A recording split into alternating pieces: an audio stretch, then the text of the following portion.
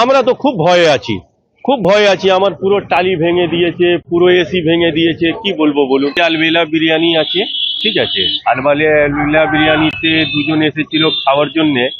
এবার খাওয়ার পরে কিছু ঝামেলা হচ্ছিল, তো আমাদের পাড়ার ছেলেরা গেল ওইখানে গিয়ে একটু বোঝাতে। এবার ওই নসিম গলির ছেলেরা আছে, ওই সাদ্দামের 6-7খানা ভাই আছে, ওরা আছে, ওরা বোমবাজি করেছে আমাদের উপর। আমাদের এসি ফেসি সব আছে, দেখুন উপরে এসি আছে, এই পুরো এসি ভেঙে দিয়েছে।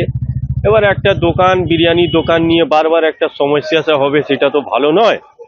আমাদেরও তো পাড়া আছে পাশে, আমার মেয়ের ক্লাস 10-এ পড়ে, তার পরীক্ষা আছে, কালকে 5টে বোম দিয়েছে, মানে ওর শরীরটা হঠাৎ শরীর খারাপ হয়ে গেছে।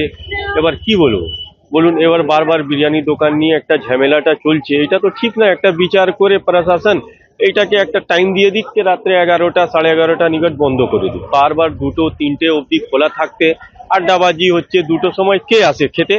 যেটা এলাকার মানুষ জানাচ্ছে, এই যে কালকে ইট পাটকেল ছোড়া এবং বোতল ছোড়া, এতে একজন যুবক তার মাথায় লাগে, সিরিয়াসলি তাকে হাওড়া জেলা হাসপাতালে ভর্তি করা হয়েছে।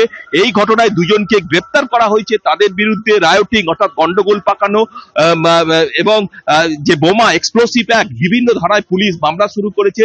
ধৃতদের আজকে হাওড়া আদালতে তোলা হলে বিচারক তাদেরকে দুদিনের পুলিশি হেফাজতের নির্দেশ দেন।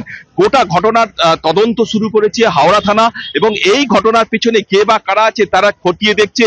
শুধু তাই নয়, এলাকায় চাপা উত্তেজনা থাকায় এই যে বিরিয়ানির দোকান, এই বিরিয়ানির দোকান এলাকার মানুষের অভিযোগ অনেক রাত অবধি খোলা থাকে এবং এইখানে বাইরের প্রচুর দুষ্কৃতী রাতে আসে এখানে বিরিয়ানি খাওয়ার জন্য এবং এখানে তাদের মধ্যে মাঝে মধ্যেই গন্ডগোল হয়।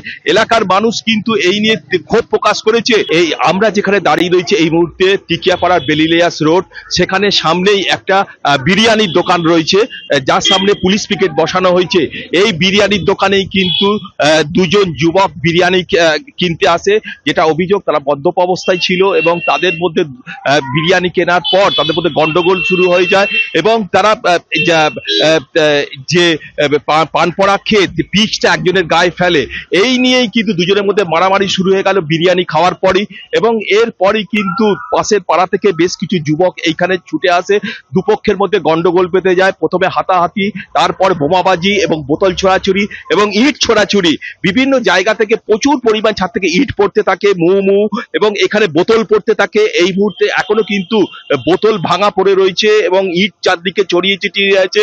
ঘটনাস্থলে উত্তেজনা ছড়িয়ে পড়ে। এলাকার মানুষ যারা ঘুমিয়ে পড়েছিল তারাও রাস্তায় বেরিয়ে আসে, সঙ্গে সঙ্গে খবর যায় হাওড়া থানায় এবং সামনেই হাওড়া সিটি পুলিশের গোয়েন্দা বিভাগ, সেখান থেকেও পুলিশ ছুটে আসে এবং গোটা ঘটনার সঙ্গে সঙ্গে র্যাপ নামানো হয়। এই মুহূর্তে যেটা দেখা যাচ্ছে যে চতুর্দিকে ছড়িয়ে রয়েছে প্রচুর পরিমাণ বোতল এবং কাঁচ এবং ইট চারদিকে ছড়িয়ে রয়েছে। ঘটনাস্থলে চাপা উত্তেজনা থাকায় পুলিশ পিকেট বসানো হয়েছে এবং গোটা ঘটনার তদন্ত শুরু করেছে পুলিশ। এবিপি আনন্দ, এগিয়ে থাকে, এগিয়ে রাখে।